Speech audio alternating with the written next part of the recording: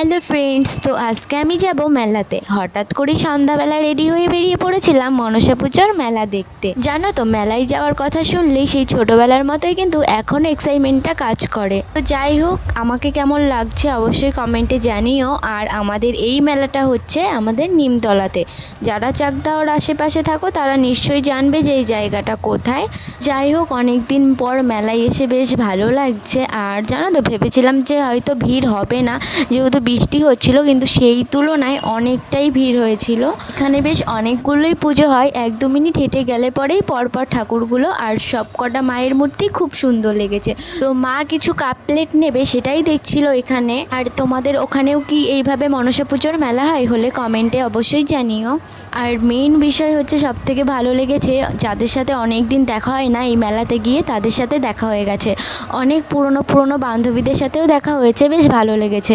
কিন্তু এত ভিড় ছিল যে আমি তাদেরকে ভিড়ের মধ্যে ভিডিওতেই আনতে পারিনি। দেখে নিশ্চয়ই বুঝতে পারছো যে কতটা ভিড় হয়েছে। এই ভিড়ের মধ্যে নিজেকে সামলে নিয়ে যাওয়া আর তারপর ভিডিও করতে যাওয়া, তো ভাবো একবার যে নিজের অবস্থাটা কেমন হয়। তো যাই হোক, তোমাদের জন্য এটুকু করতেই হবে। আর ভিডিওটা স্কিপ্ট না করে পুরোটা দেখো, কারণ এই ভিডিও শেষেই থাকবে যে আমরা কী নিলাম। তো চলো, পুরো ভিডিওটা দেখতে থাকো। আর তোমরা আজকে অবশ্যই কমেন্টে জানাবে যে আমার ভিডিও তোমাদের কেমন লাগে। ভালো লাগলেও কমেন্ট করবে, খারাপ লাগলেও কমেন্ট করবে। নেক্সট তোমরা কীরকম টাইপের ভিডিও দেখতে চাও সেটাও আমাকে কমেন্ট করবে, আমি চেষ্টা করব সেরকম টাইপের ভিডিও দেওয়ার। এবার তোমরাই বলো, মায়ের মূর্তিগুলো তোমাদের কেমন লাগলো? আর প্যান্ডেলগুলো দেখে মনেই হচ্ছে না যে আমি মনসা পুজোর মেলাতে গেছি, মনে হচ্ছে যে দুর্গা পুজোয় ঠাকুর দেখতে গেছি।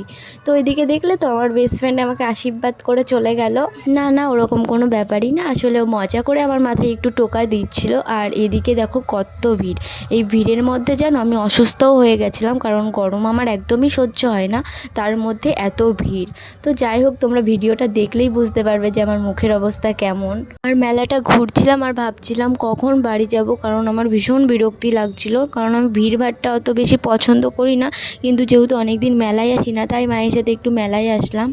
আর এদিকে মেলায় এসে জানো তো, কিচ্ছু খেতে পারিনি, শুধু একটু ঘুগনি খেয়েছি। যতই শরীর খারাপ থাক আমার, আর কিছু খাই বা না খাই, ঘুগনিটা আমার খেতেই হবে, আমার এতটাই পছন্দের। আর মায়ের সাথে মেলায় গেলে জানো তো, এই একটা প্রবলেম, কিনতেই থাকে, বাড়ি আসার নামই করে না। আমার তো ওখানে ভীষণ বিরক্তি লেগে যাচ্ছিলো।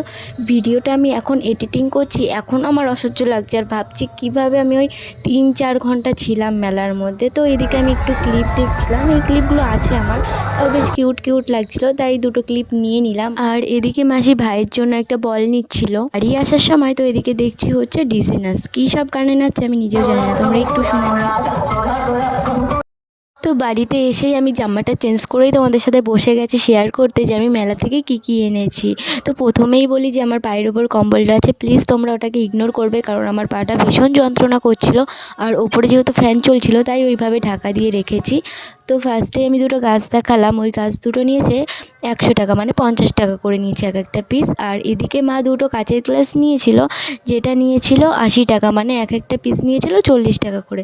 আর এদিকে আমি কিউট ক্লিপ নিয়েছিলাম দুটো, আমার কাছে ছিল আগেও, তাও নিয়েছি। তো আজকের ভিডিওটি এই পর্যন্ত। ভালো লাগলে like, comment, share and subscribe করে দেবে। বাই।